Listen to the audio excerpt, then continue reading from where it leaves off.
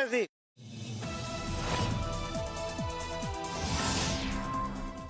નવસારી શહેરમાં રખડતા ઢોરનો આતંક યથાવત છે।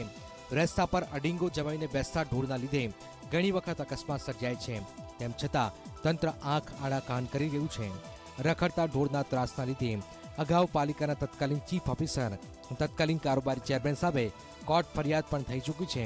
તેમ છતાં અત્યારના સત્તાધીશો કોઈ કાર્યવાહી નથી કરતા, જેને લીધે સમસ્યા યથાવત છે। મોટી વાત એ છે કે નવસારી પાલિકાનું પાંજરાપોળ પણ પોતાનું નથી। આજ દિન સુધી પાંજરાપોળની જમીન માટે પણ કોઈ કાર્યવાહી નથી કરાઈ। એક તરફ નવસારી વિજલપોર પાલિકાને મહાનગરપાલિકા જાહેર કરાઈ છે, પરંતુ અહીંયા રખડતા ઢોરનો ત્રાસ ઓછો થયો નથી। નવસારી નગરપાલિકાની એવી જગ્યા પણ છે પાંજરાપોળ માટે, પણ કોઈ ઇસ્મોડારો એ બધી દબાણ હેઠળ હોય નગરપાલિકાના ચૂંટાયેલા પ્રતિનિધિઓ એને ખાલી કરાવી શકતા નથી।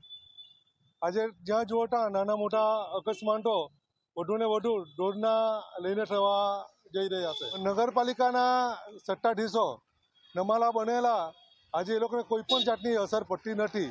નવસારી નગરપાલિકા વિસ્તારમાં જે રસ્તાની સાઇઝ છે, કોઈ ડેવલપમેન્ટ નથી, રસ્તાની પહોળાઈ નથી અને દરેક જગ્યાએ ઠેર ઠેર ઢોરો, રખડતા ઢોરો રસ્તા પર અડ્ડો જમાવીને બેઠેલા દેખાય છે। ઢોરોની લડાઈમાં અગાઉ ઘણા લોકોએ જીવ પણ ગુમાવ્યા છે, ઘણા ઇન્જરી પણ પામ્યા છે, પાલિકા તંત્ર પર કેસ પણ થયા છે।